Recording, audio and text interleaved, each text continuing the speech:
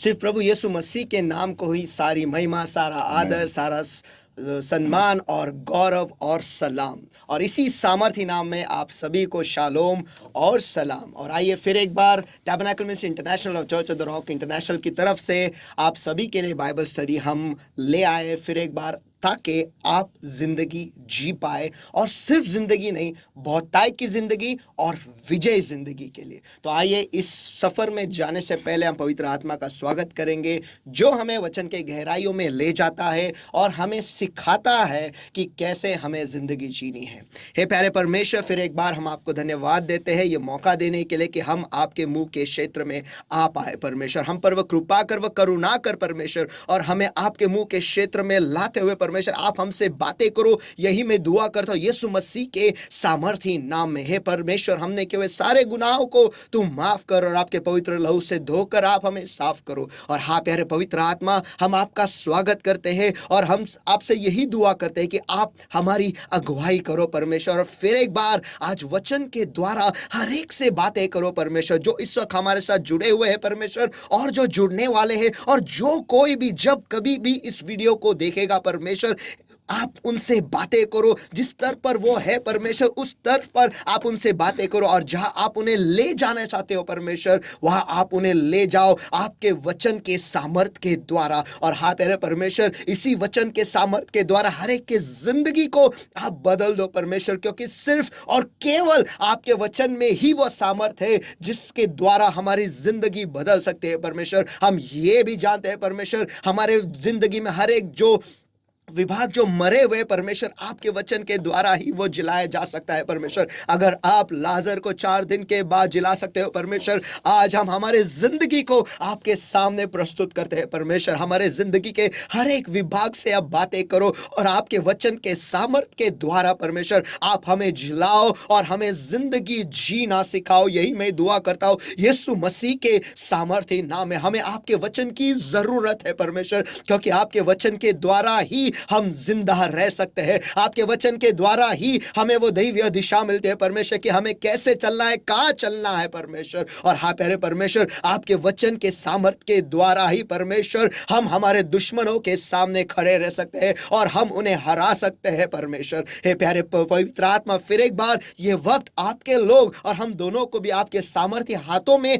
हम सौंप देते हैं परमेश्वर। हमसे बातें करो, हम आपके वचन के भूखे हैं परमेश्वर। हमारे भूख को बढ़ाओ परमेश्वर, हमारे प्यास को बढ़ाओ, और हम पर सभी पर कृपा करो परमेश्वर, ताकि आज जो वचन आप हमसे बातें करने वाले परमेश्वर, हम उसे सुन पाएंगे, उसे समझ पाएंगे, उसे ग्रहण कर पाएंगे, और हमारे जिंदगी में उसे लागू भी कर पाएंगे परमेश्वर। हे प्रभु, हम आपसे विनती करते हैं परमेश्वर, हमसे बातें करो परमेश्वर, हमसे बातें करो, हम पर कृपा करो, हम पर कृपा करो, और आज हमसे बातें करो ताकि हमारी जिंदगी बदल जाए। हे प्यारे पवित्र आत्मा, धन्यवाद कि फिर एक बार आप हमारे बीच में आए हो और आपके लोगों के साथ आप बातें करने वाले, इसलिए हम आपको पहले से ही धन्यवाद देते हैं। जो वचन को आपने लोगोस में से रेमा में परिवर्तित कर दिया और जिंदगियों को आपने बदल दिया है, सब सचमुच परमेश्वर सारा धन्यवाद केवल आप ही के नाम को जाता है प्रभु यीशु मसीह, जो हर एक कार्य और वचन आज जो आपका पवित्र आत्मा इस जगह में बोलने वाला है, प्रभु यीशु मसीह के सामर्थी नाम में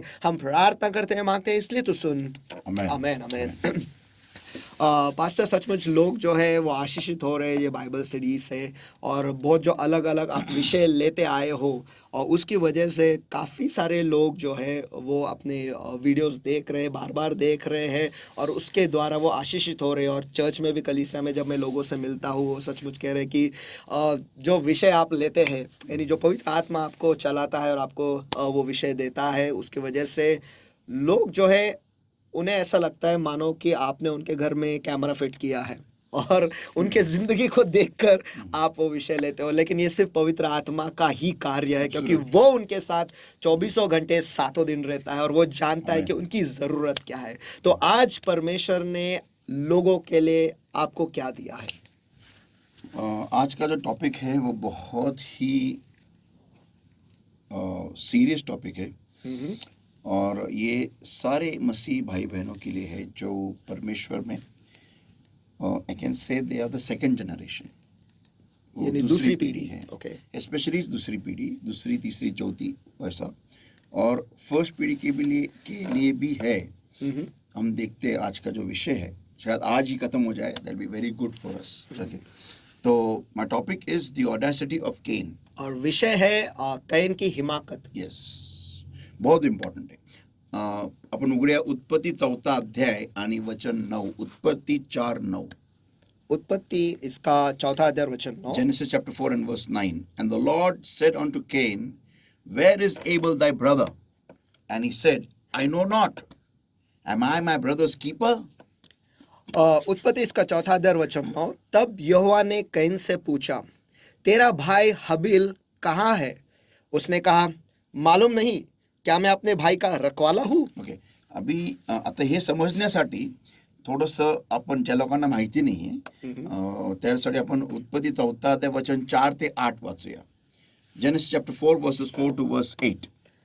And Abel he also brought of the firstlings of his flock and of the fat thereof. And the Lord had a respect unto Abel and unto his offering. But unto Cain and to his offering he had not respect. And Cain was very wroth, and his countenance fell. And the Lord said unto Cain, Why art thou wroth, and why is thy countenance fallen? If thou doest well, shalt thou not be accepted? And if thou doest not well, sin lieth at the door, and unto thee shall be his desire, and thou shalt rule over him. And Cain talked with Abel his brother, and it came to pass, when they were in the field, that Cain rose up against Abel his brother and slew him. उत्पत्ति इसका 4 अध्याय वचन 4 से लेकर वचन 8 तक. और हबील भी अपने भेड़ बकरियों के कई एक पहलौटे बच्चे भेंट चढ़ाने ले आया और उनकी चर्बी भेंट चढ़ाई. तब यहोवा ने हबील और उसकी भेंट को तो ग्रहण किया, परंतु कैन और उसके भेंट को उसने ग्रहण न किया. तब कैन अति क्रोधित हुआ और उसके मुंह पर उदासी छा गई. तब यहोवा ने कैन से कहा, तू क्यों क्रोधित हुआ और तेरे मुंह पर उदासी क्यों छा गई है? यदि तू भला करे तो क्या तेरी भेंट ग्रहण न की जाएगी? और यदि तू भला न करे तो पाप द्वार पर छिपा रहता है और उसकी लालसा तेरी ओर होगी और तुझे उस पर प्रभुता करनी है. तब कैन ने अपने भाई हबील से कुछ कहा, और जब वे मैदान में थे तब कैन ने अपने भाई हबील पर चढ़कर उसकी हत्या कर दी. ओके, आता आपण इथं पाहतो की ज्यावेळेस ही घटना घडल्यानंतर देव कैनाला बोलतो की तुझा भाऊ हबेल हा कुठे आहे? त्यावेळेस कैन त्याला उत्तर देतो की मला नाही माहिती, मी काय माझ्या भावाचा रखवाला आहे का?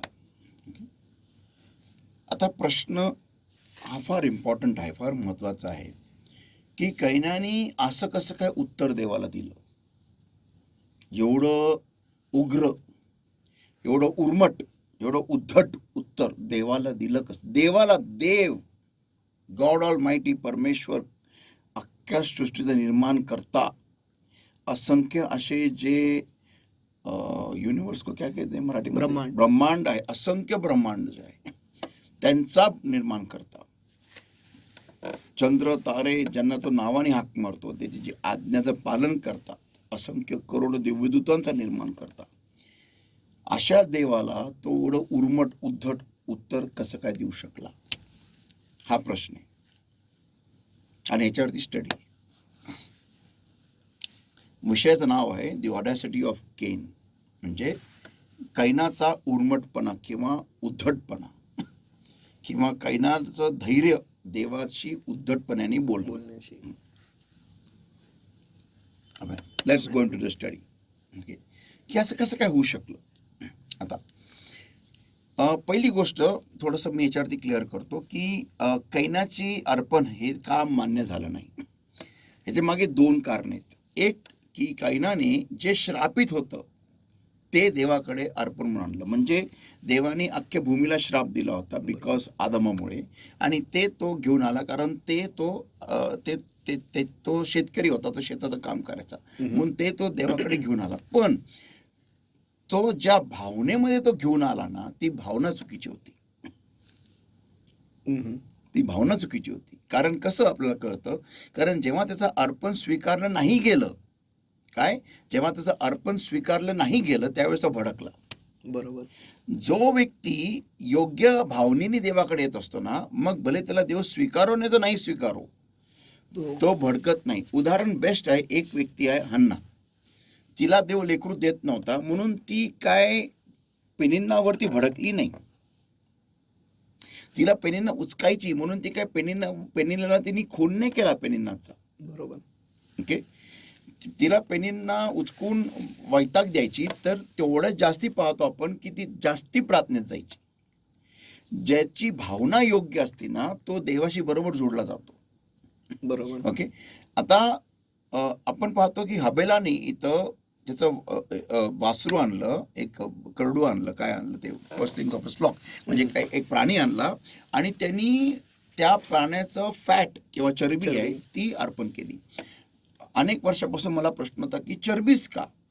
आपण पाहतो जुन्या करारामध्ये पण की चरबी ही देवाला अर्पण केली जायची, चरबी ही खात नसायची, चरबी ही खायची नाही, कधीच खायची नाही.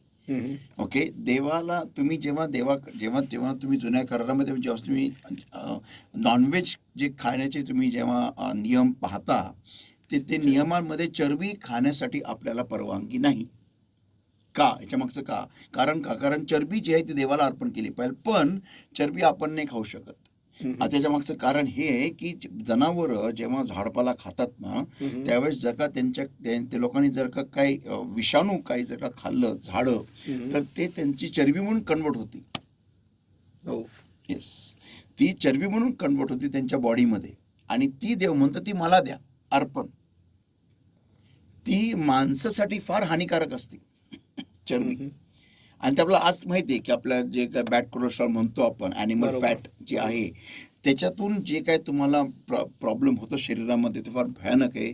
हाय BP आणि आपलं हार्ट अटॅक्स वगैरे त्यामुळे प्रॉमिनंटली जास्ती होतात. ओके, तर चरबी, तर त्यांनी ती चरबी, आणि त्याच्या आधी देवानी काय सांगितलेलंच नाही, नियम नाही ना काहीच नाही. बरोबर. ओके, कारण नियम हे मोशेनंतर आलेले आहेत. मोशेद्वारे देवाने नियम लावले. मग हबेलाला कळालं कसं काय की देवाला चरबी आवडती, आणि वचन देतं वेळ पण घेते ते लिहिण्यासाठी की त्यांनी चरबी अर्पण केलेली आहे. येस, तर मग हबेलाला कळालं कसं? म्हणजे जे हबेलाला कळालं ते कायनाला पण कळालं असणार. बरोबर.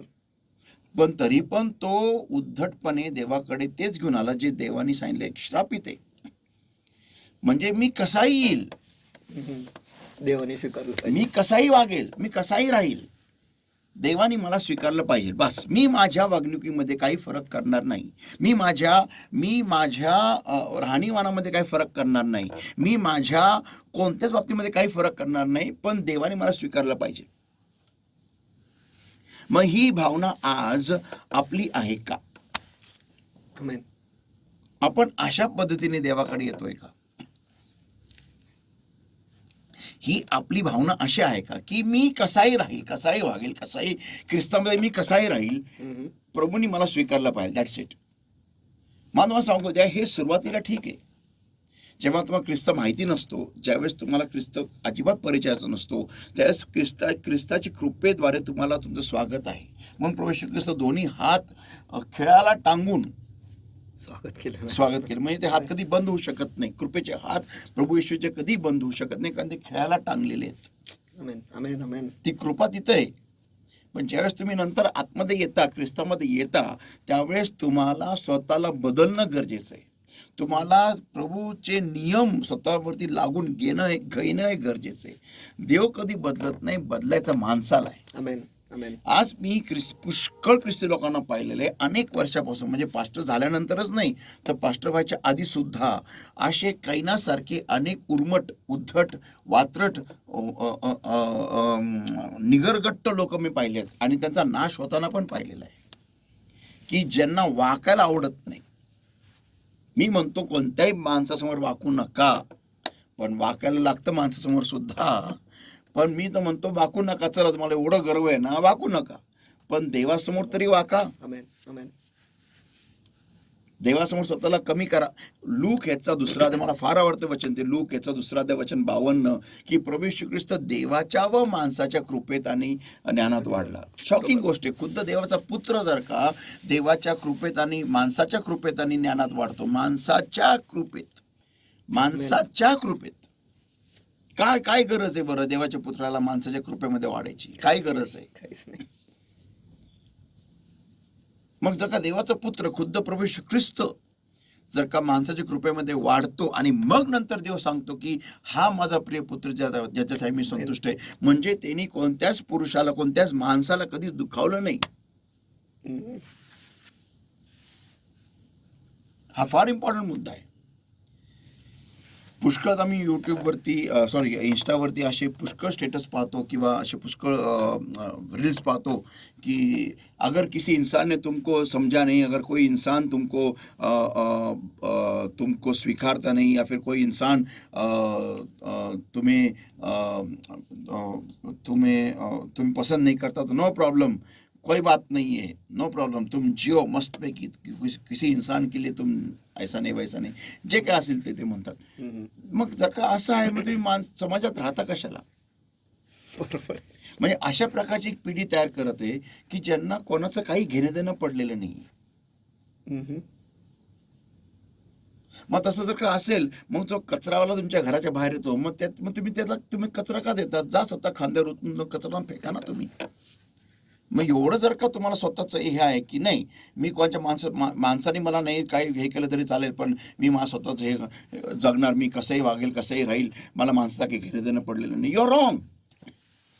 You are wrong. तुम्हाला देवानी माणसामध्ये ठेवलेलं आहे आणि एकमेकांसमोर एकमेकांना स्वीकारणं, एकमेकांसमोर फ्लो होत जाणं, प्रत्येकाच्या असे काही व्यक्ती असतात की त्यांच्यावर तुम्ही काहीच करू शकत नाही, कारण ते विचित्र असतात. पण जे नॉर्मल लोक आहेत त्यासमोर तुम्हा लोकांना त्यांच्या संगती नीट राहणं हे गरजेचं आहे. बरोबर. येस. आता मी माझा बंगला इथं लास्टला आहे. आता समोर मध्ये कोणी जर का गाडीमध्येच पार्क केली आणि मी चाललोय आणि मी हॉर्न मारलाय, गाडी काढणं, म्हटलं मी नाही काढणार, जा ह्याच्यावरतून जा, तर कसं होईल? मग बरोबर.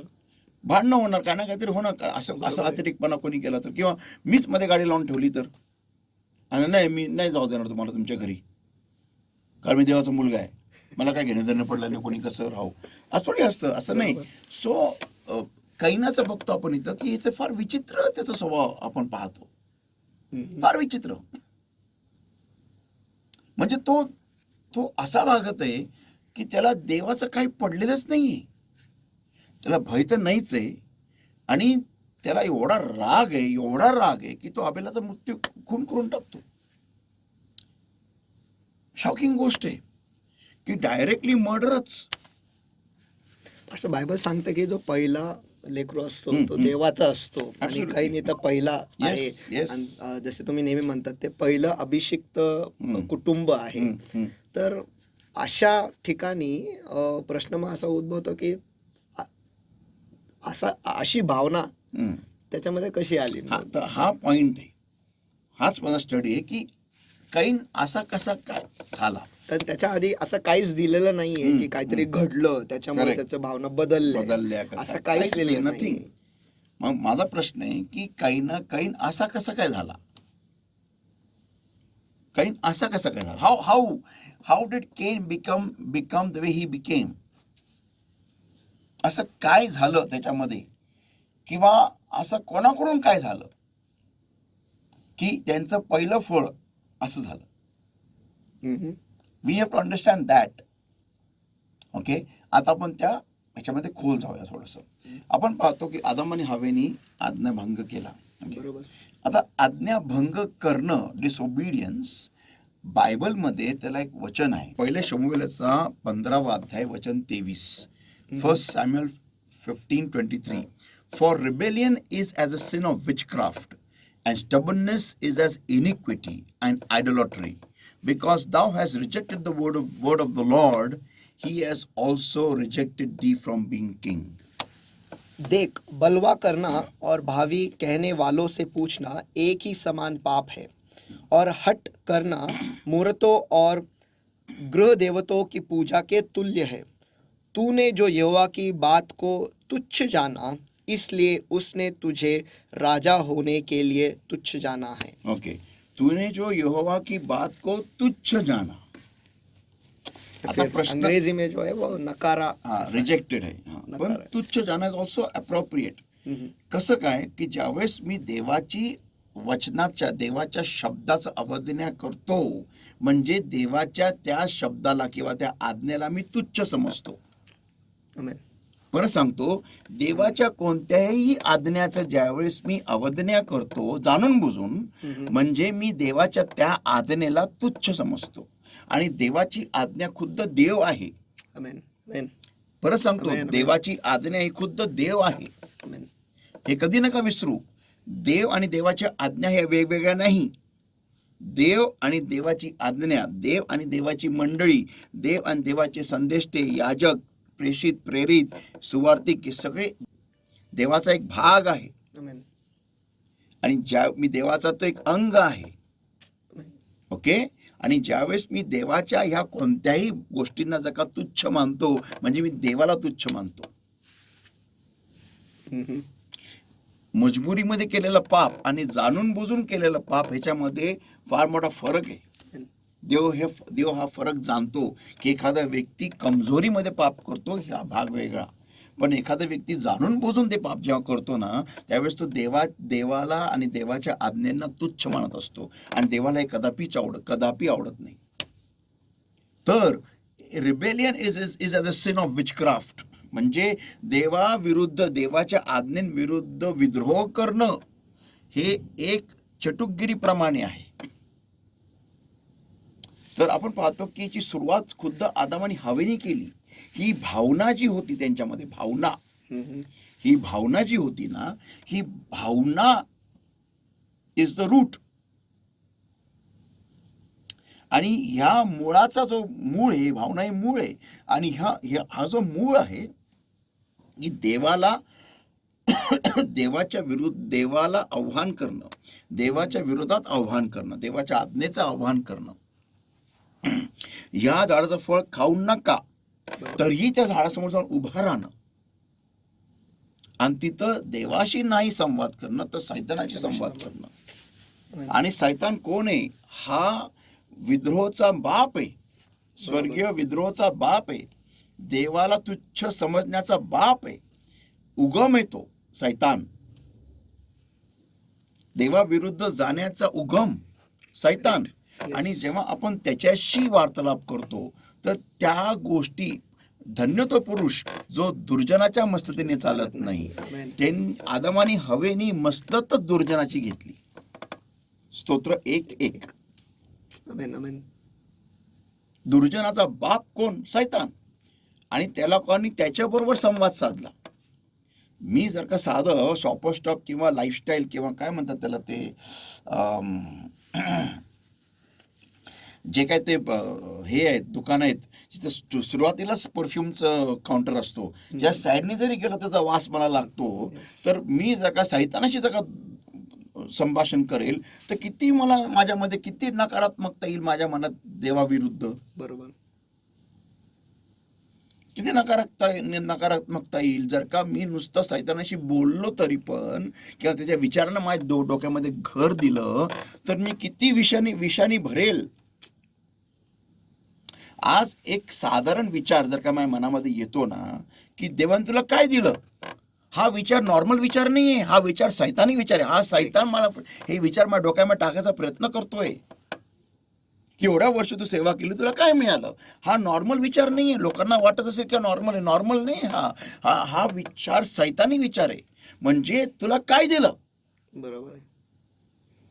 ती भावना चुकीची आहे. येस. म्हणजे मला तो सैतान देवाविरुद्ध उचकवतोय. उदाहरणार्थ एवढ्या वर्ष मी तुमच्याशी लग्न करून राहिले किंवा राहिलो, मला काय मिळालं, मला हे दिलं तुम्ही, हे विद्रोह आहे. हा इज द स्टार्ट, ही सुरुवात आहे. तसंच एवढ्या वर्ष तू प्रार्थना करतो तुला काय मिळालं. हा आपल्याला वाटतं नॉर्मल विचार नाही. हा तुझ्या घरामध्ये एवढं दारिद्र्यपणा पसरलेला आहे आणि तू एवढ्या वर्ष सेवा करतो तुला काय मिळालं.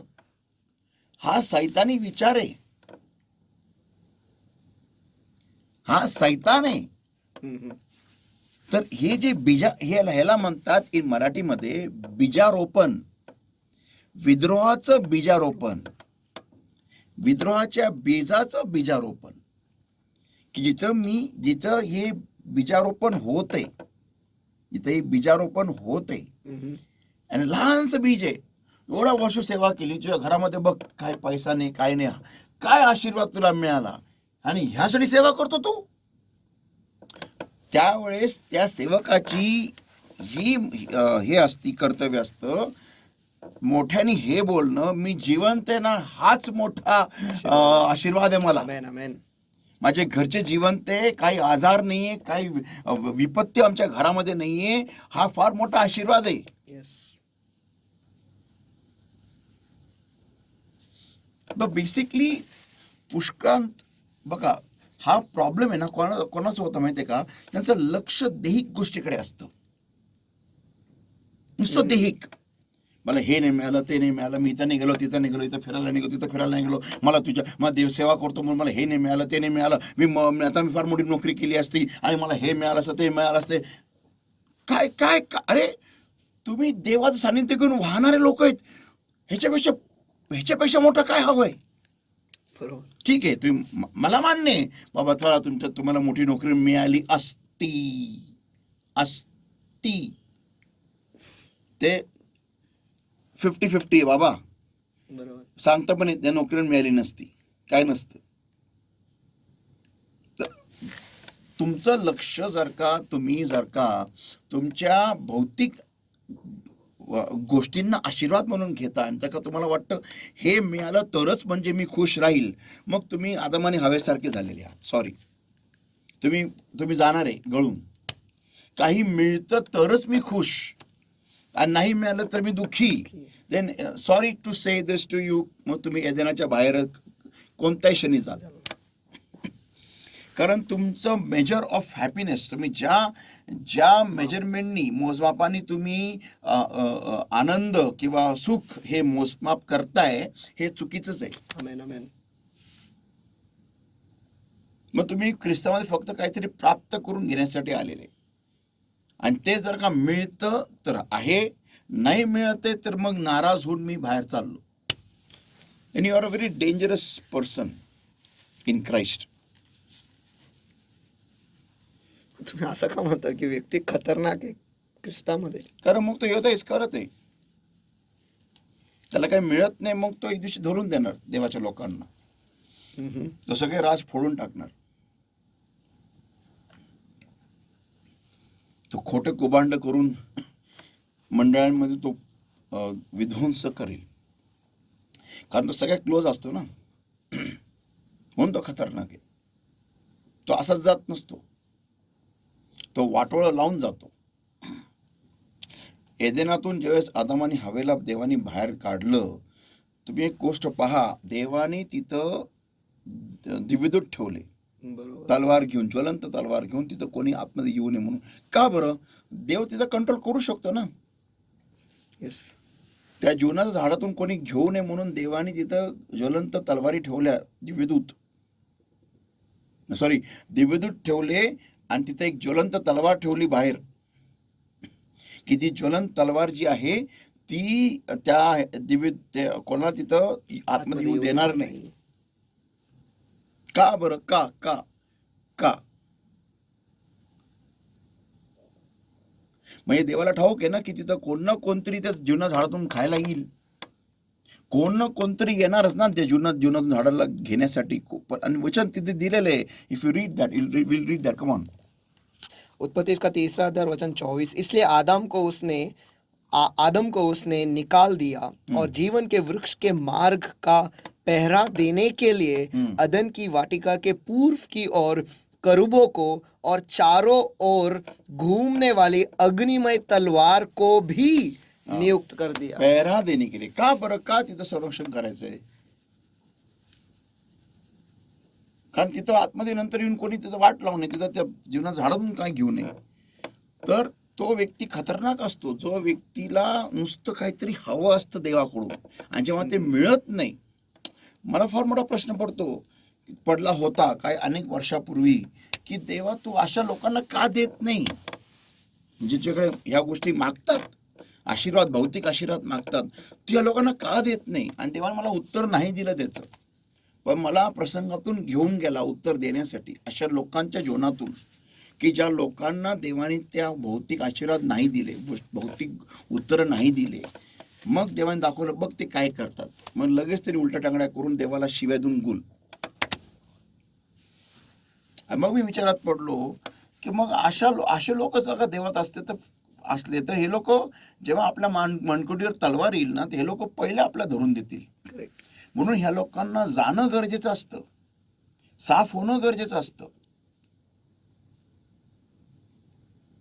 याच्यावरून पण हे पण कळून येतं की का इस्रायल राष्ट्र जी आधीची पिढी होती देवानं त्यांना मारायला हा. लागलं. जरुरी था. तर त्या लोकांनी जाऊन सगळ्या जे बाजूवाल्याचे देश होते त्यांच्यावर सगळी मैत्री केली असेल, परत गुलाम. आणि तेच शेवटी त्यांच्या नंतर लेकरांनी तेच केलं ना. Yes. आपण नंतर त्या भागाकडे येऊ. पण ही जी वृत्ती आहे, कोणती वृत्ती, की देवाच्या आज्ञेला तुच्छ मानणं, देवाला तुच्छ मानणं आणि देवाच्या तोंडावर चॅलेंज फेकणं देवाला. ही जी वृत्ती होती ही आदमाने हवेने सुरुवात केली. आता मी जो भाग बोलत आहे ना, हे फार इम्पॉर्टंट आहे. मी अनेक ख्रिस्ती कुटुंब पाहिलेत ज्यांच्या घरामध्ये बायबल आहे आणि त्यांची दुसरी पिढी, सेकंड पिढी, जी आता ही जी पहिली, आता आपण ख्रिस्तामध्ये आलो समजा, आता आपले आई वडील आधीच ख्रिस्तात होते, पण आता हे ख्रिस्तामध्ये समजा आपण पहिले आलो, त्यांच्या नंतरची जी पिढी होती ना, येते ना, मी त्या सगळ्या लेकरांना अक्षरशः ह्या वचनाला तुच्छ लेखताना पाहिलेले. आता माझा प्रश्न आहे, का असं का? म्हणजे पहिली पिढीमध्येच काहीतरी प्रॉब्लेम आहे. ऍब्सोल्युटली. ही पहिली पिढी जे ना, आपण काहीतरी गडबड करतो आणि ती गडबड आपल्याला कळणं गरजेचं आहे. पास्टर, इथं तो प्रश्न म्हणजे प्रश्नाचं उत्तर सुटतो की जेव्हा लोक येऊन सांगतात माझे लेकरं प्रार्थना करत नाही, माझे लेकरं देवामध्ये वाढत नाही, येस, माझे लेकरं देवामध्ये पुढत जात नाही, ऍब्सोल्युटली, काहीतरी करा. हा, म्हणजे इकडंच काहीतरी करावं लागेल. ऍब्सोल्युटली. आणि माझे लेकरं माझं ऐकत नाही. येस, तो तर प्रमुख प्रश्न आहे. तर मग रोमकरसपत्र 8 अध्याय वचन 28, रोमन्स 8:28, सर्व गोष्टी कल्याणार्थकच घडतात. म्हणजे मला देवाने शिकवलं त्या माझ्या कुत्रा होता टायगरच्या द्वारे, की तुला तो किती लाडका आहे, किती प्रिय. म्हणलं हो प्रभू, फार प्रिय, फार लाडका. तसंच तू मला प्रिय लाडका आहे, पण तू माझं ऐकतो का? नाही ना. मग तुला कसा राग येतो जेव्हा टायगर तुझं ऐकत नाही? म्हणलं हो म्हणा प्रभू, मला फार राग येतो. तसंच मला तुझं वाटतं जेव्हा तू माझं ऐकत नाही. आणि ते मला एवढं हर्ट झालं की मी असा वागतो, म्हणजे माझा मालक मला एवढं प्रेम देऊन पण मी असा वागतो. And that's a fact. So the thing is की माझे लेकराचं का माझं ऐकत नसतील ना, म्हणजे कुठेतरी मी माझ्या बापाचं ऐकत नाही. सिम्पल. बरोबर. जसं तुम्ही नेहमी सांगतात, हा कनेक्शन नीट नाही तर बाकीचं कुठलंच कनेक्शन नीट होणार ऍब्सोल्युटली. तर कैनाने एवढा दुष्कृत्य का केलं? कारण ते बीजारोपण झालं होतं आदामाने हवेमध्ये, देवाला तुच्छ लेखण्यामध्ये, देवाच्या आज्ञाला तुच्छ लेखण्यामध्ये. जेव्हा हे वचन जे आपल्या हातामध्ये आहे ना, आणि जेव्हा आपण हे वचनाला ज्यावेळेस आपण तुच्छ लेखतो, संतो नीट आहे का, त्यावेळेस आपण त्या देवाला तुच्छ लेखत असतो. हा जो भाग आहे ना, मत्तेचा 5वा अध्याय, मत्ते 5 आणि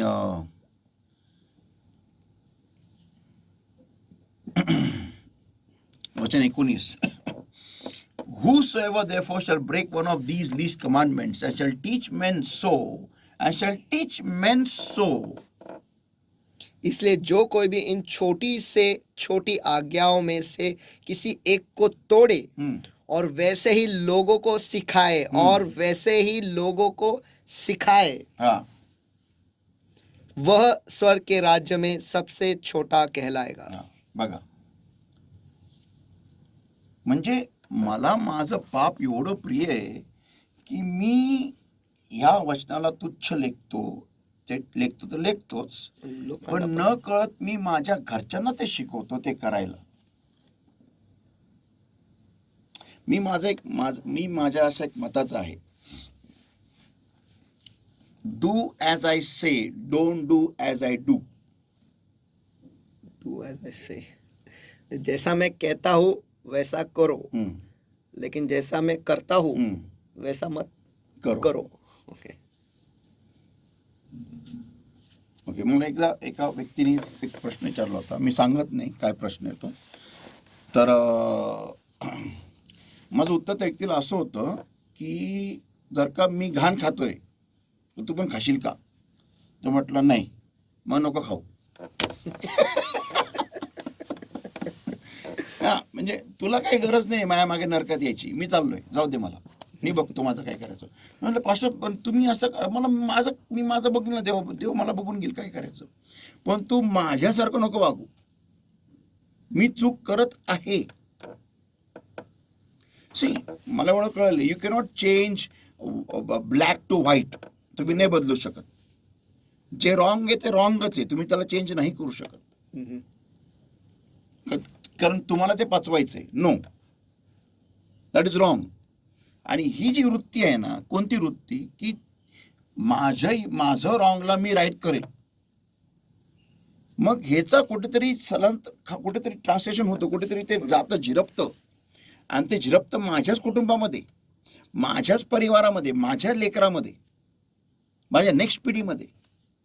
आणि हे जे आहे ना, हे देवाच्या वचनाला हलक्या रीतीने घेणं, ही पहिली पिढी करते चूक.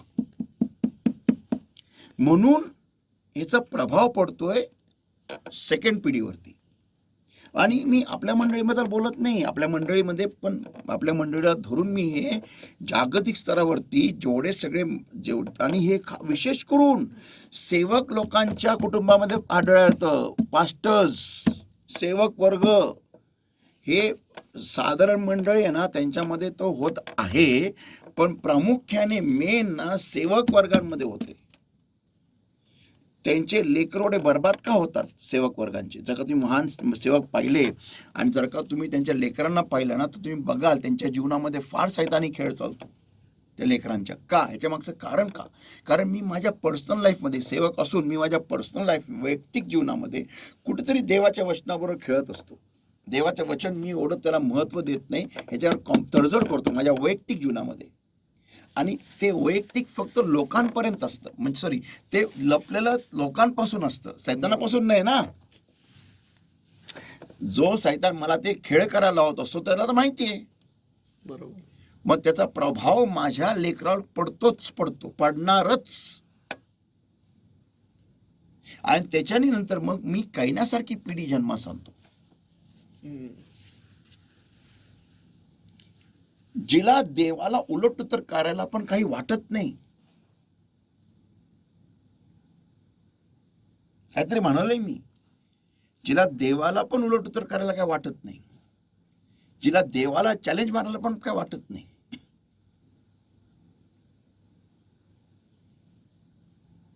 म्हणजे मी पुढच्या पिढीला मूर्ख बनवतोय, जे त्याच्या अंतकरणामध्ये म्हणतात की देवच नाही. येस.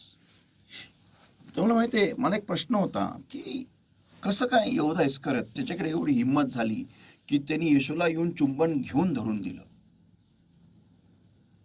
हेच आहे कैनाची हिमाकत, कैनाची एवढी ही हिंमत, ही सेम आहे, ही सेम आहे. जवळ, एकदम जवळचे लोक, जवळ, देवाच्या जर का देव मला, मी बायोशरीमध्ये वाक्य नाही बोलू शकत मी, पण थोडंसं मी त्याला एक वर्ड गाळून बोलतो. जर का देव मला खांद्यावर बसवतो त्याचा अर्थ नाही मी देवाच्या कानामध्ये बरोबर आहे टिंब करू.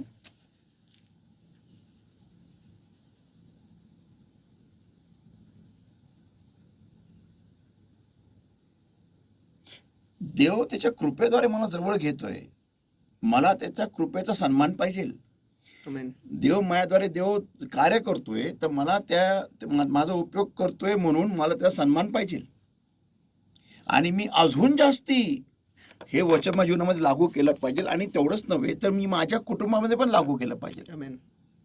मी आज जर का चर्चमध्ये काही पण लहान लहान सेवा असू दे, जर का मी करत असेल, झाडू मारत असेल, किंवा जर का मी हे आपलं मीडिया मिनिस्ट्रीमध्ये असेल, किंवा मी सिस्टम हँडलिंगमध्ये असेल, किंवा मी क्वायरमध्ये असेल, किंवा मी इन्स्ट्रुमेंट प्लेअर असेल, किंवा मी ट्रान्सलेटर असेल, की काहीही सेवा जर का मी करत असेल चर्चमध्ये सुद्धा, आणि जर का त्या सेवेमार्फत देव मला जवळ घेतो, माझं काम पाहून, माझी सेवा पाहून देव मला जर का उंच करतो, याचा अर्थ हा नाही की मी देवाच्या आज्ञा पायाखाली चिडडू.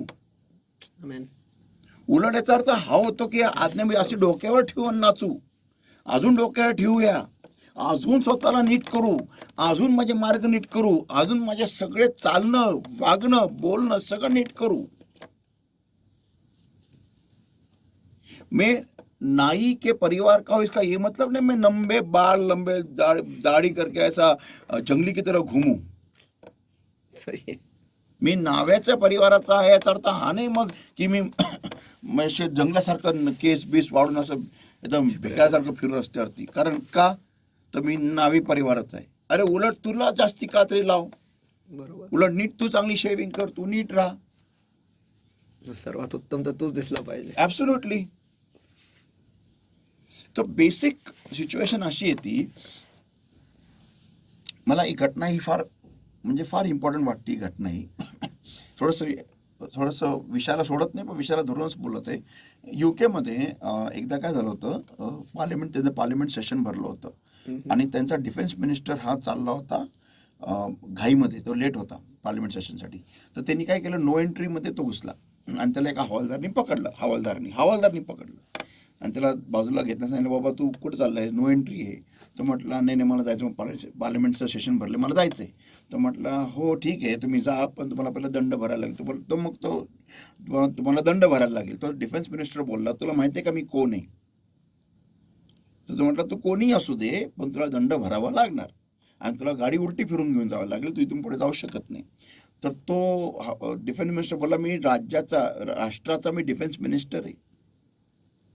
तर कॉन्स्टेबलने त्याचं ऐकलं आणि त्याला म्हटलं ठीक आहे असू दे, पण तुला दंड भरा. तो त्यांनी त्याला जाऊच दिलं, त्याने त्याला अरेस्ट केलं त्या कॉन्स्टेबलनी, डिफेन्स मिनिस्टरला.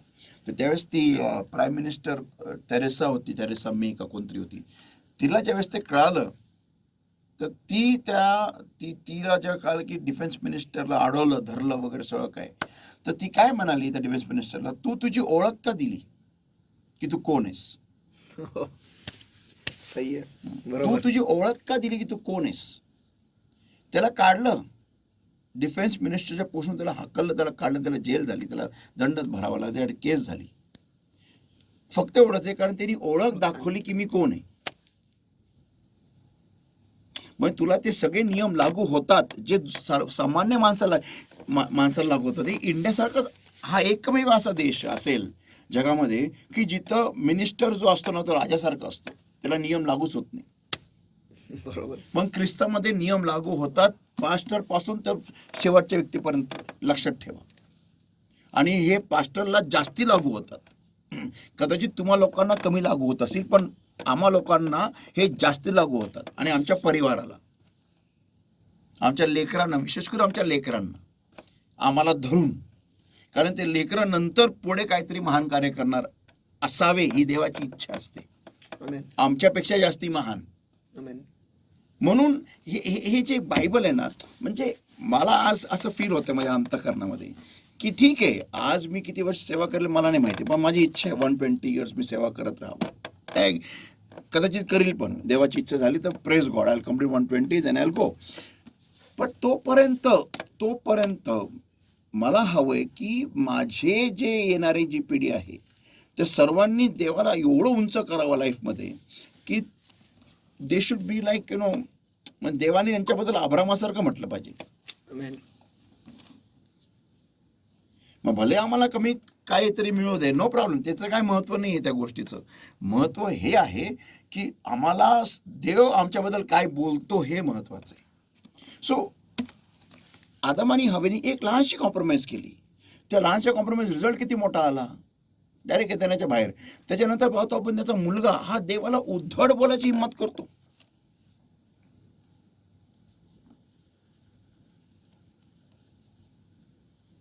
हाऊ बरोबर. उद्धट डायरेक्ट. थोडक्यात जर पाहिलं पास्टर, म्हणजे जेव्हा आदामाला पण विचारलं देवाने, तो म्हणतो तू जी स्त्री मला दिली, हा, उद्धट. आणि जेव्हा हवेला सापाने केलं, हा. मी नाही केलं. हा. So, तिथूनच तिथूनच सुरुवात आहे ना. येस. तिथूनच सुरुवात आहे. तो देवाला काय म्हणतो, आय माय ब्रदर्स कीपर, मी माझ्या भावाचा वॉचमॅन आहे, चौकीदार आहे, का? रखवाल आहे.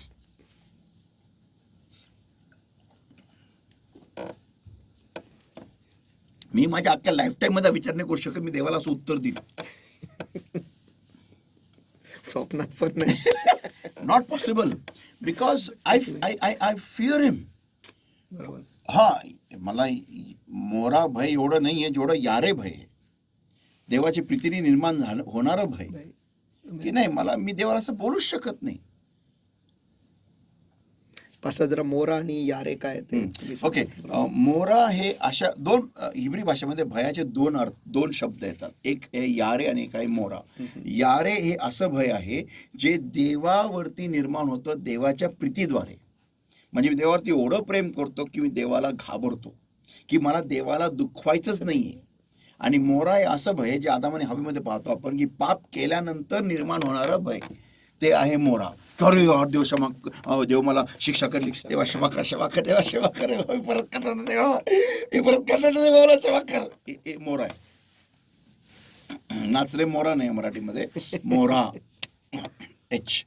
Okay, so the thing is की आपण पाहतो ही आता ही एक घटना जी आहे ना, ही फक्त कैनाबद्दल नाही आहे. बायबलमध्ये अजून एक ठिकाणी घटना अशी घडलेली आहे आणि फार भयानक परिणाम झाला आहे त्याचा, फार भयानक.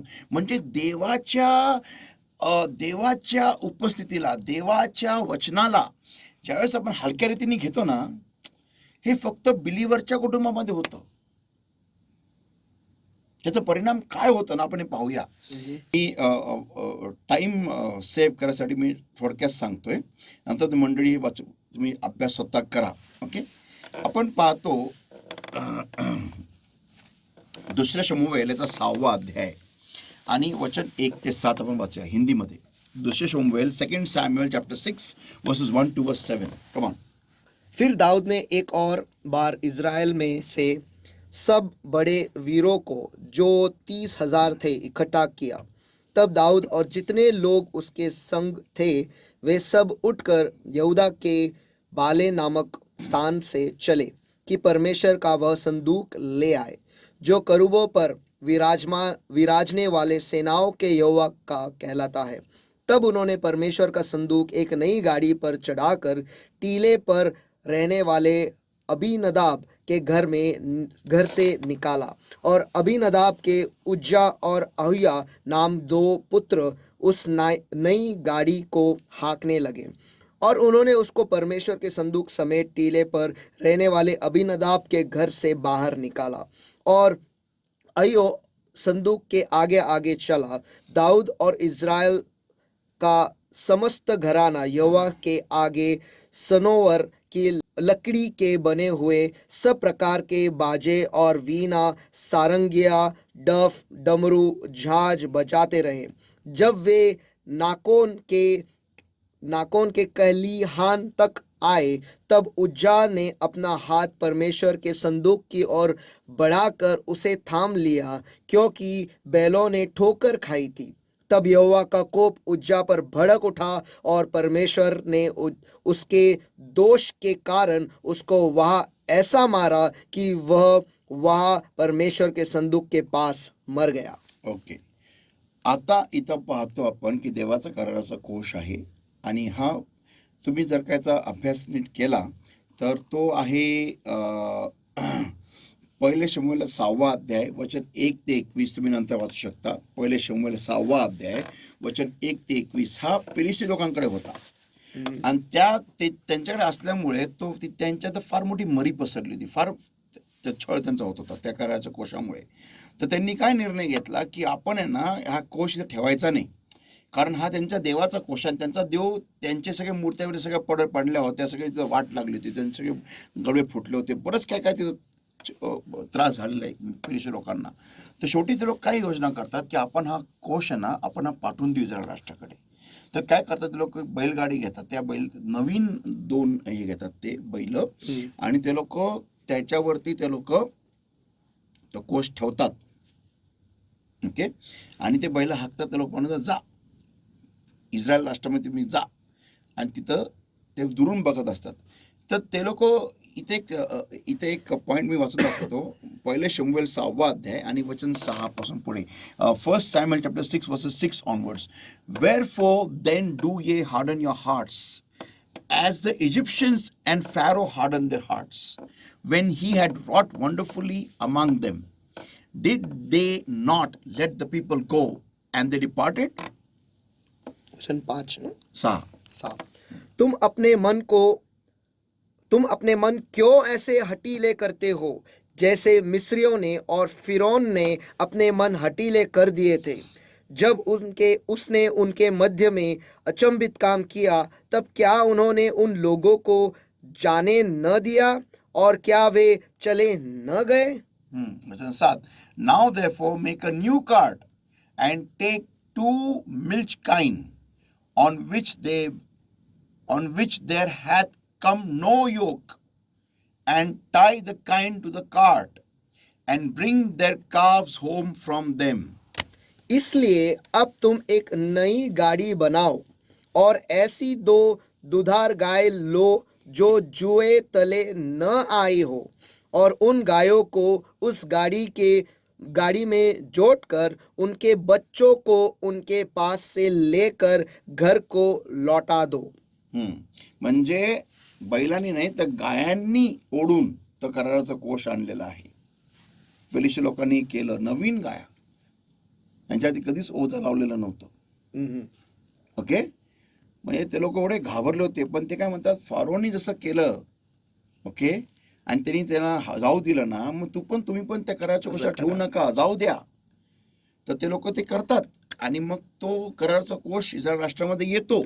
ओके, तुम्ही ते नंतर वाचू शकता. ओके, पण आता आपण पाहतो की दावीद काय करतो, त्याला कराराचा कोश यरूशलेममध्ये परत इथं आणायचा असतो, इन द सिटी ऑफ डेव्हिडमध्ये आणायचा असतो त्याला, दावीद शहरामध्ये. पण तो काय करतो, तो ते कराराचा कोश घेतो आणि बैलगाडीवर ठेवतो, आणि ती बैलगाडी अभिनादाबाच्या घरातून, तो कराराचा कोश असतो तिथं ना, तो तिथून निघतो, आणि जात असताना ती नाकोनाच्या जो हे खळग आहे तिथं तो थोडीशी अशी हालती, डगमगती. तो उजा जो असतो ना, हे अभिनादाबाचे 2 मुलं असतात, एक उजा आणि एक अहियो.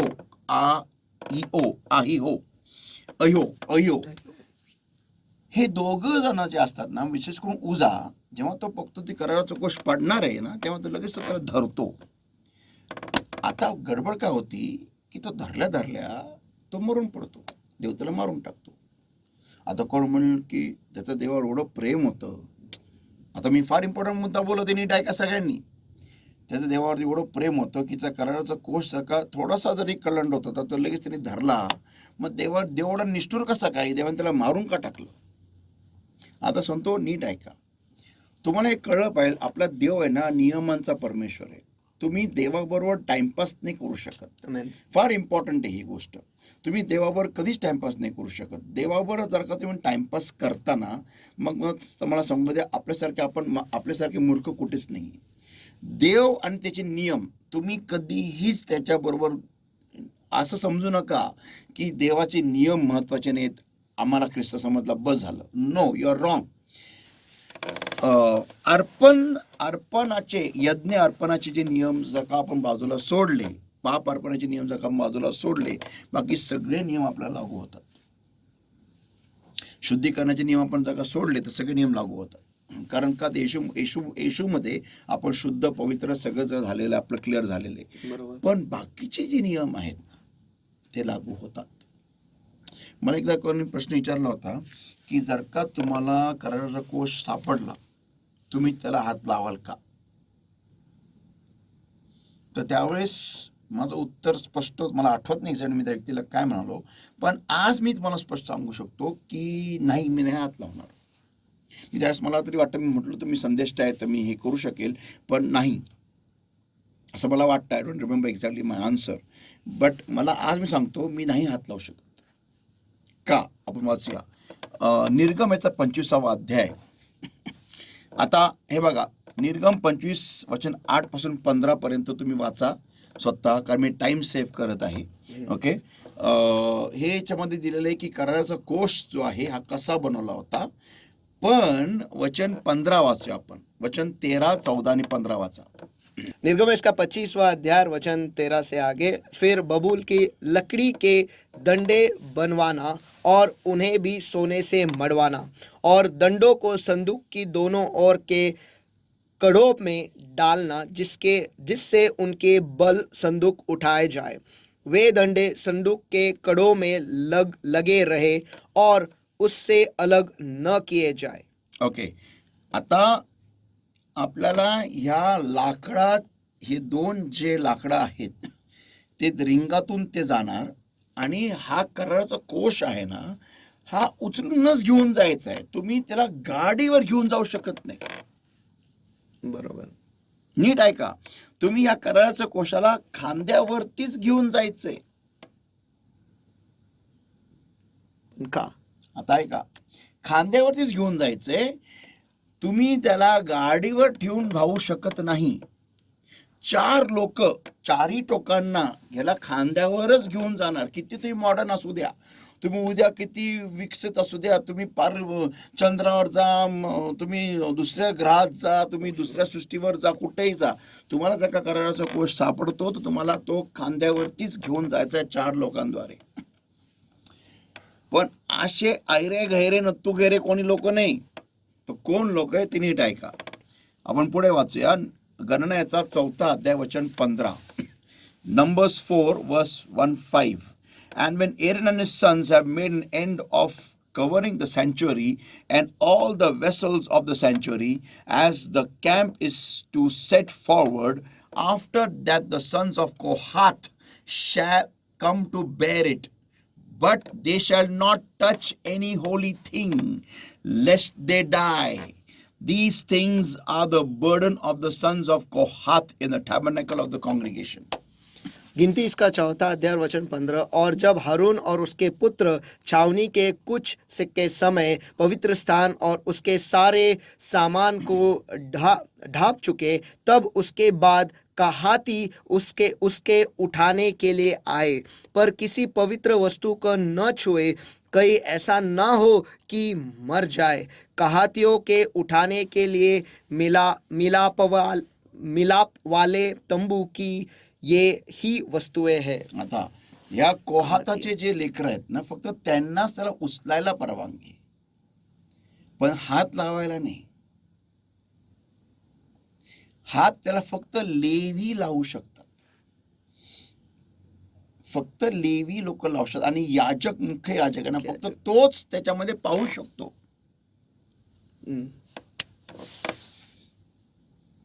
आता कराराचा कोश म्हणजे काय? हे जिवंत देवाचं जिवंत वचन.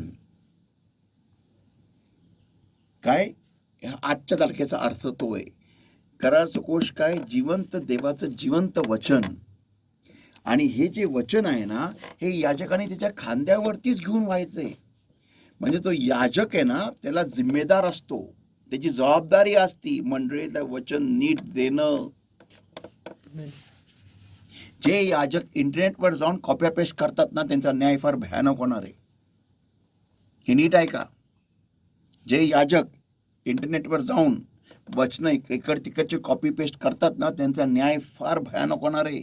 कारण हे जे कराराचं कोश आहे ना, हे खांद्यावर घेण्यासाठी तुम्हाला त्याप्रमाणे देवासमोर बसावं लागतं तासनतास. आणि मग देव तुम्हाला ते वचन, हे वचन जिवंत करून देतो. म्हणजे ह्याच्यामध्ये देवाचं सानिध्य उतरून येतं आणि मग हे वचन जिवंत होतं आणि हे वचन तुमच्याशी देव बोलतो.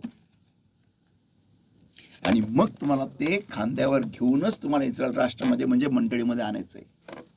आज दाविदाने काय केलं? दाविदाने ते बैलगाडीवरतीच ठेवलं. आता ही पद्धत होती फिलिस्ती लोकांची, विधर्म्यांची.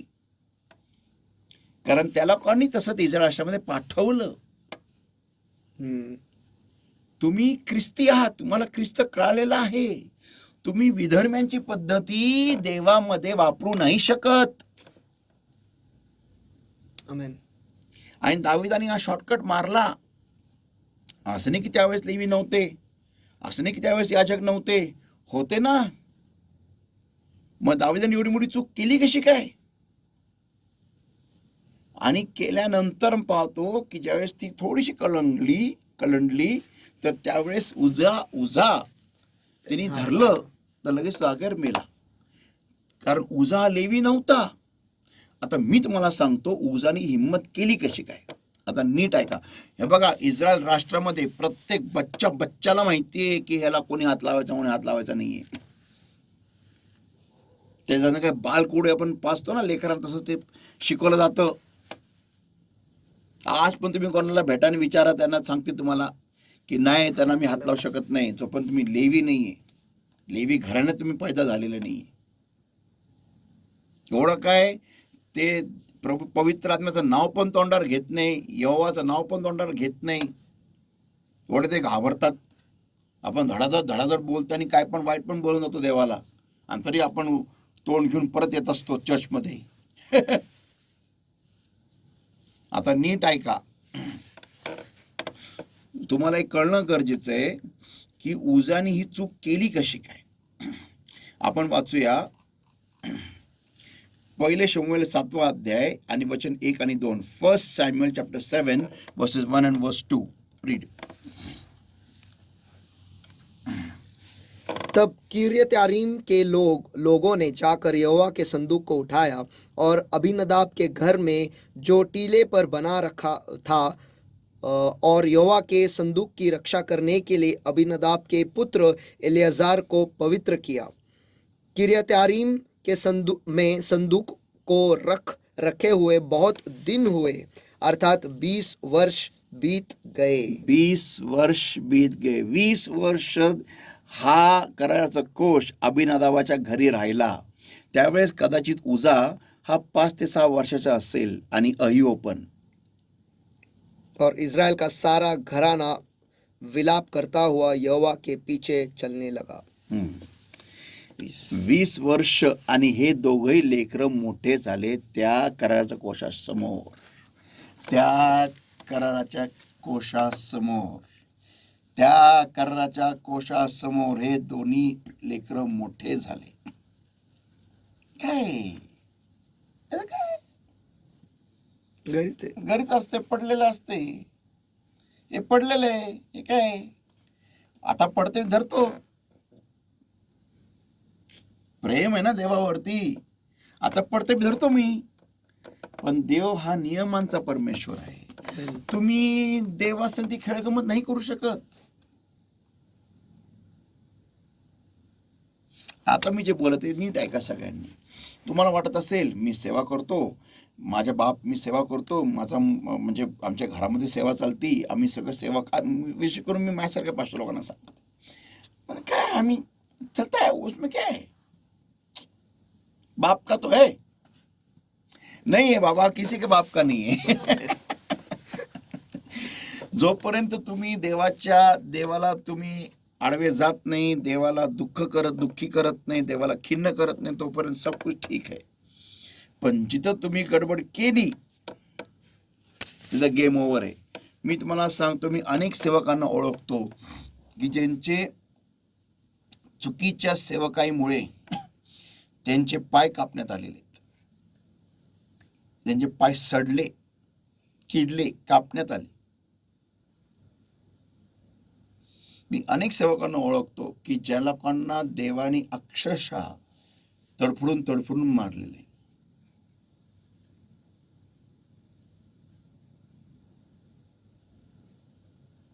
सेवा करायची की नाही. सेवा हे मी ऐकून पण मी कधीच बोलणार नाही मी सेवा करणार नाही. पण स्वतःला नीट करेल. आमेन. आणि तो कराराचा कोश नीट वाहण्यासाठी स्वतःला तयार करेल. आमेन. आमेन. आणि वाटेल त्या त्याग आणि बलिदानातून जाईल मी. कारण मला हा जो कोश आहे ह्याची मला इज्जत आहे. आमेन. आणि आमेन. प्रेम आहे. तर आज जर का मी समजा मी आज मीडियामध्ये अशर आहे, किंवा मी सिस्टम हँडलर आहे, किंवा मी इन्स्ट्रुमेंट प्लेअर आहे, किंवा मी ट्रान्सलेटर आहे, किंवा मी पास्टर आहे, किंवा कॉयरमध्ये, मला वाटतं काय की माझ्यामुळे मी आज मी माझ्या लेकरांना पण वाटतं काय बाप आहे, आई आहे, मग त्यांचे लेकर उद्या ते लग्न करतील, त्यांना काय वाटतं, एवढ्या वर्ष आम्ही केलं, आम्ही कसंही राहू शकतो. नाही सांगतो, तुम्ही तर कसंही नाही राहू शकत. You cannot. तुम्हाला कळलं पाहिजे. आणि मी आता ही जी पिढी आहे, आपण सर्वजण ज्यांना हे वचन कळालेलं आहे, ओके, मी आज त्यांच्याशी बोलत आहे. तुमच्या लेकरांशी मी नंतर बोलेल, पण आज तुमच्याशी बोलतोय. तुम्ही ह्या वचनाला, ह्या कराराच्या कोशाला तुमच्या जीवनामध्ये कसं हाताळता? उजा आणि अहियो हे दोघंही त्या कराराच्या कोशासमोर वाढले. आज तुम्ही जी पहिली पिढी ख्रिस्तात नीट आलेले आहात ना, तुमच्या घराचा कराराचा कोश आहे ना, त्यासमोर तुम्ही जसे हे वागता, जसं हँडल करता या कराराच्या कोशाला, ते तुमचे लेकरं पाहते. उजा आणि अहियोची पिढी पाहत आहे, म्हणजे तुमचे लेकरं, की माझा बाप, माझी आई या कोशाबरोबर कसे राहतात, त्यांच्या जीवनामध्ये ते कसे या कोशाला हाताळतात, कसे या कोशाप्रमाणे जगतात का नाही जगत, हे ते पाहत आहेत. आणि कुठेतरी जेव्हा आपण अवज्ञा करतो आणि सांगतो ना की नाही नाही नाही नाही, ते नाही, देव चुकीचा आहे, मी नाही, त्यावेळेस आपण कैनाचं बीजारोपण त्यांच्या अंतःकरणात करता कधी विसरू नका. कैनाचं, मी सांगतो, कैनाचं बीजारोपण करतोय. कैनाचं वागणूक, शौलाची वागणूक. शौल कोण? शौल राजा, पहिला राजा इस्रायल राष्ट्राचा, ज्यांनी देवाच्या आज्ञेविरुद्ध गेल्यानंतर पण त्याला हे वाटलं नाही की मी चुकलोय, तर तो लोकांवरती दोष देतो की लोकांना हवं होतं म्हणून मी असं केलं. पण तो हे नाही म्हणत की मी चुकलोय. आता म्हणे हवा, जी स्त्री तुम्हाला दिली, जो साप होता तो, पण नाही प्रभू मी चुकलोय. तू चर्च क्यों नहीं आया? नहीं, उसके वजह से नहीं आया, इसने मेरे को ऐसा किया, इसने मेरा दिमाग सटक, इसलिए मैं नहीं आया. अरे पण तू सटकू का दिलं?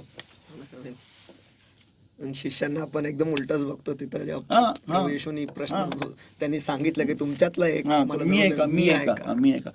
जर का तुझ्या घरच्यांनी कोणीतरी कपडे काढण्याला जा, नागडा रस्त्यावर फिरत, तुम्ही जाल का नागडं? नाही ना, तेव्हा बरोबर कपडे घालाल. त्याने मला, ह्यांनी माझे कपडे काढले म्हणजे मी नागडा फिरतोय, त्यांना तुम्ही बोलणार नाही. मग देवामध्येच मला प्रॉब्लेम काय येतो?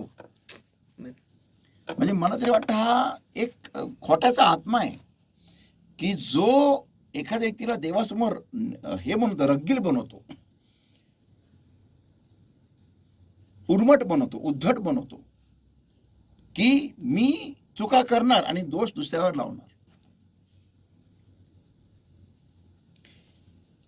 जर का अभिनादावाने जर का त्याच्या लेकरांना ह्या कोशाचं महत्व आणि त्याचं पावित्र्य हे समजवलं असतं, तरी घटना झाली नसती. आणि आपण पाहतो की दाविदाने पण हे का केलं माहितीये का?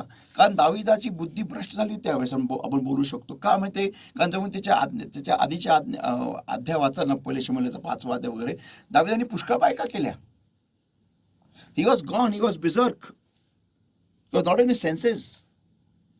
तो राजा होता, त्याचं कर्तव्य होतं जे देवाने शिकवलेलं आहे मोशेपासून ते त्याचं.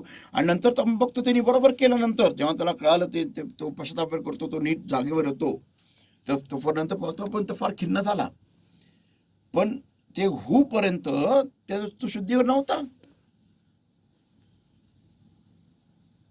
मग आपल्या जीवनात जे दुर्घटना घडतात, मी हे म्हणेल की ते आपल्या शुद्धीवर आणण्यासाठी येतात. आमेन. आपल्याला शुद्धीवर आणण्यासाठी की मी काय करतोय.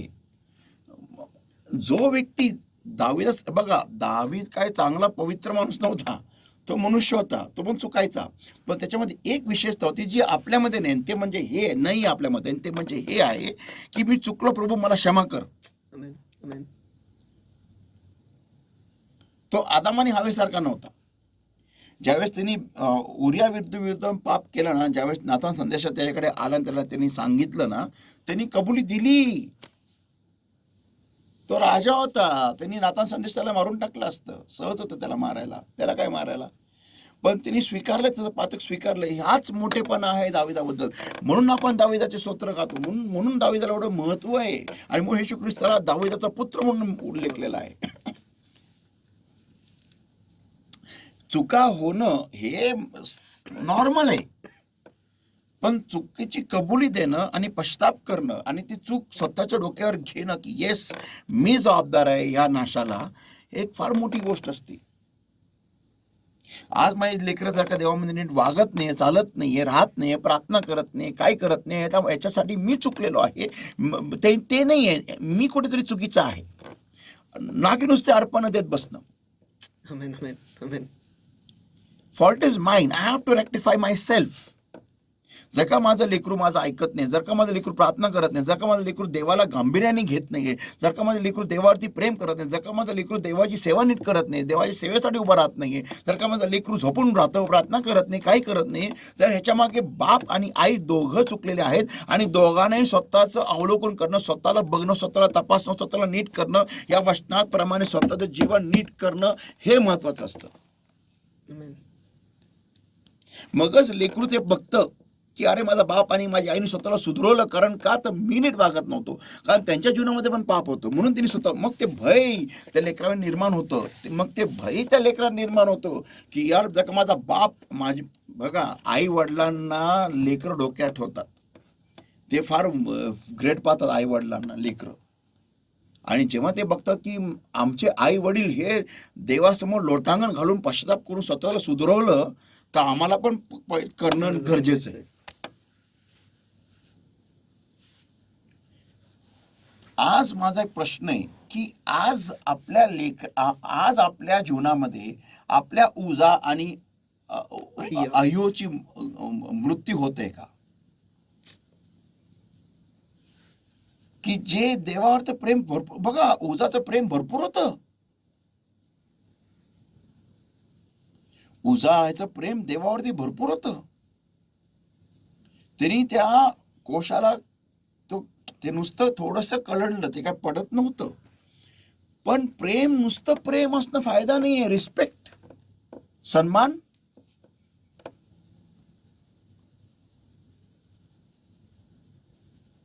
सन्मानाचं काय? आज मला माहितीये, मी ॲज अ पास्टर म्हणून सगळ्यांना, जे सेवक वर्ग आहे सगळ्यांना म्हणतो, पहाटे उठून प्रार्थनेला बसा, पहाटे उठा, तुमचा कॅमेरा ऑन ठेवा. प्रत्येक दिवशी 2 का 3 जणांचा कॅमेरा ऑफच असतो. म्हणजे काय सन्मान आहे मग? का ऑफ असतो आता काय माहिती. आणि जॉईन व्हा प्रार्थनेला, अजूनही सांगावं लागतं, जॉईन व्हा प्रार्थनेला. तर ॲज अ पास्टर मी विचार करतो, काय गडबड असेल, का जॉईन होत नसतील प्रार्थनेला. मी त्यांना हे नाही सांगत ना की जाऊन कोणाचा तरी खून करा किंवा कुठेतरी ट्रेनमध्ये जाऊन बॉम्ब ठेवा किंवा जाऊन तुम्ही आत्महत्या करा. मी त्यांना ते तर नाही बोलत ना. मी त्यांना हे बोलत ना, सिगरेट प्या, दारू प्या किंवा व्यभिचार करा किंवा जुगार खेळा किंवा बायको लेकराला विकून टाका, मी हे तर नाही म्हणत ना. मी त्यांना काय सांगतोय, बाबा प्रार्थना करा.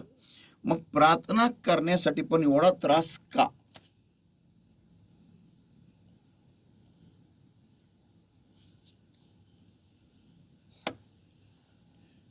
प्रेम आहे ना देवावरती, मग रिस्पेक्ट पण करा. आमेन. मी आता लवकरच एक सिरीज सुरू करत आहे, चर्च अँड अ बिलीव्हर, मंडळी आणि विश्वासणारा, कलीसिया और एक विश्वासी. फार डीप मस्त स्टडी आहे. म्हणजे चर्चचे वेगवेगळे विभाग, त्यांचे अंग, चर्च मंडळीचे, त्यांचं कार्य मंडळी बरोबर आणि मंडळीचं संबंध, सॉरी जे विश्वासणारा त्याचं मंडळीचं, म्हणजे चर्चला मंडळी, मराठी मंडळी म्हणतात, पण चर्च याचं कार्य एका विश्वासणाऱ्यावर आणि विश्वासणाऱ्याचं कार्य आणि कर्तव्य मंडळी प्रती. ही स्टडी फार मस्त आहे. म्हणजे चर्चला, एखाद्या विश्वासणाऱ्याने चर्चला आलं का पाहिजे, का आलं पाहिजे, का आलं पाहिजे, कशाला आलं पाहिजे, काय गरज आहे यायची, का? चर्च म्हणजे जे काय होतं ते का होतं, कशासाठी होतं, ती सर्व्हिस अशीच का असती? मग मग त्याप्रमाणे जी बिलिव्हर आहे त्याचा संबंध काय येतो या प्रेझेंट वर्शिप बरोबर. प्रेझेंट असं एक्झाम्पल घेऊ आपण स्तुतिस्तवन. तर विश्वासणाऱ्याचं आणि स्तुतिस्तवनाचं काय संबंध आहे? मग सुरातच का गाणं आहे? मग सुरात का नाही गाणं आहे? किंवा सुरात बेसुरात का नाही गायचं? हे सगळं स्टडी आपण करणार आहे. मग पाळक कसा असला पाहिजे, पाळक वर्ग कसा असला पाहिजे, जे सेवक वर्ग आहे ते कसे असले पाहिजे, हा सगळा स्टडी. बेसिक प्रॉब्लेम मला असं फील होतो की आज आहे ना ख्रिस्त म्हणजे चर्च आहे ना, church is become like a show. Hindi और आज कलीसिया मानो ऐसा हो गया है कि वो एक नाटक जैसा बन गया है, शो बन गया, जैसा शो. बन गया या तिथं फॅशन, तिथं सगळं छान चौकीपणा. आपल्या मंडळीत तर काही एवढं होत नाहीये. म्हणजे दुसऱ्या मंडळीमध्ये लाईट आणि हे ते काय काय काय काय काय काय लेझर शो वगैरे. जस मीच मला फॅक्ट सांगतो, जेव्हा आपली मंडळीत आहे, आपलं स्वतःचं जागा राहील, मोठा मोठा स्टेज राहील, सगळं राहील, मग तुम्हाला तिथं अशा कोणत्याच प्रकारची गिमिक किंवा ग्लॅमर मिळणार नाही. जास्तीत जास्त तुम्हाला स्टेजजवळ फुलं मिळतील, जास्तीत जास्त, पण ओरिजिनल फुलं ते पण असले तर. नाही तर काही गरज नाही, कारण आपल्या तिथं लोक एवढे अभिषेकात पडतील की फुलाच्या कोंड्या डोक्यावर पडतील त्यांच्या, म्हणून ते काही गरज नाही त्या गोष्टींची. पण हे तुम्हाला अशी अपेक्षाच ठेवू नका की मी वरतून लाईट सोडेल आणि खालून लाईट सोडेल आणि हे सोडेल. मी एवढं गॅरंटी मी देऊ शकतो, पवित्र आत्म्याचा अभिषेक तिथं प्रचंड राहील, Amen. पण लाईट Amen. बाईट सोडायचे कार्यक्रम मी नाही करणार. ते कधीच होणार नाही. वचनाचा प्रकाश राहील. Yes, प्रकाश. बाकी काही येस, नाही. वचनाचा प्रकाश राहील. That's right. नॉर्मल राईट आता आपल्या हॅलोजनचे ते राहतील सगळीकडे, ते फॉल सिलिंग राहील, ते सगळं राहील, पण हे इथून फोकस, इथून छर फर काही गरज नाही.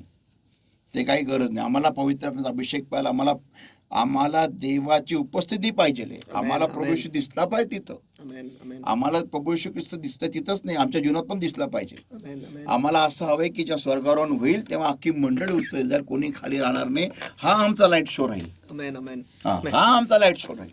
Yes. That is going to be my focus. पण हे जे मी जेव्हा याचा अभ्यास करत होतो, म्हणजे अनेक वर्ष झालाय, आणि हा विषय माझ्या मनात होता की काय हिंमत होती या कायनाची.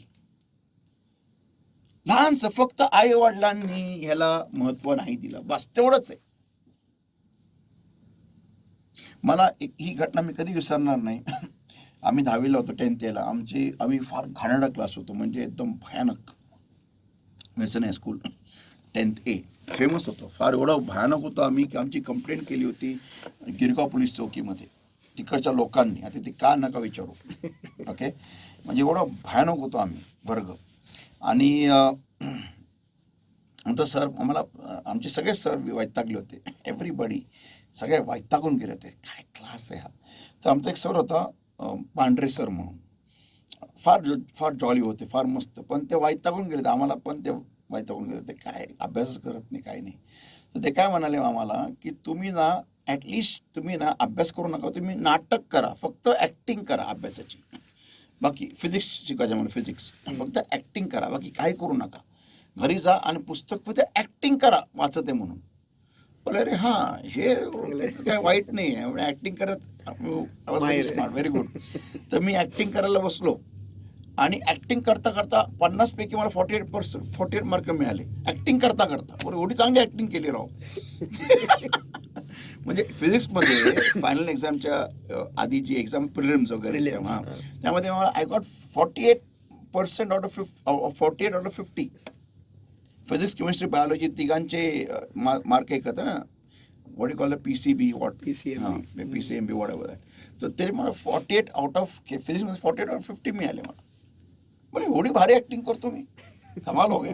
म्हणजे ॲटलिस्ट ॲक्टिंग कर. आणि मी काय केलं, ॲक्च्युअली सांगतो मी काय केलं, मी ॲक्च्युली पुस्तक उघडलं आणि ॲक्टिंग करायला बसलो. मी फॅक्ट आहे, मी सांगतोय सत्य आहे, मी ॲक्टिंग करायला बसलो. काय नाही, नुसतं असं ॲक्टिंग करत होतो.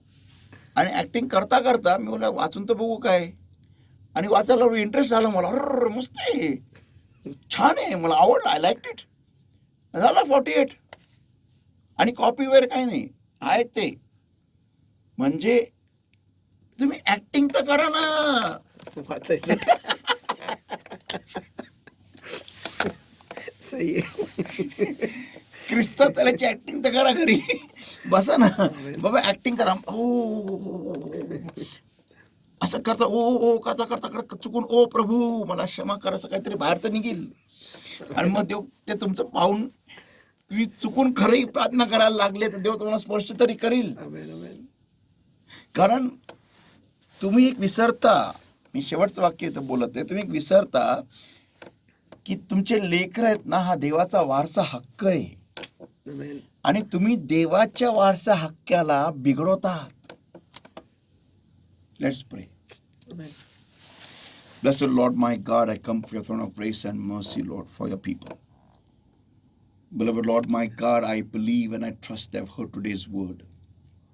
And beloved Lord my God, I pray, help them, Lord, to take this word seriously Yes. and to change their lives accordingly, Lord. Every power of darkness trying to take them away from this word and from changing, Lord. I bind and destroy and consume of the Father, the Holy Ghost, in the name of the Lord Jesus Christ of Nazareth, and I set them all free in Jesus' mighty name. Get out, come out in Jesus' mighty name. And Lord my God, help us all to allow this word to be sunk in deep in our hearts, in our minds, in our lives, and to bring forth fruit hundredfold accordingly, Lord, to bear fruit accordingly, Lord. I give us all in your hands and bring us all in today's word and the covering of the Lord's blood, the Lord's all in the power of the Holy Spirit. In the name of the Lord Jesus Christ of Nazareth, and we ask. Amen. Amen, amen. Praise the Lord. मुझे विश्वास है और भरोसा है कि आज के Bible study से आप सभी जन आशीषित हुए हैं. सवाल बस एक ही पूछना है और खुद से पूछना है कि क्या मैं परमेश्वर के संदूक को सही मायने में अपने ज़िंदगी में लेकर चल रहा हूँ या नहीं. Amen. अगर आप इस सवाल का जवाब दोगे तो मुझे विश्वास है और भरोसा है कि आप खुद को तो सही करोगे ही, और उसे देख आपके बच्चे या फिर आने वाली पीढ़ी जो है वो भी खुद को सही करेंगे और सही ही रहेंगे.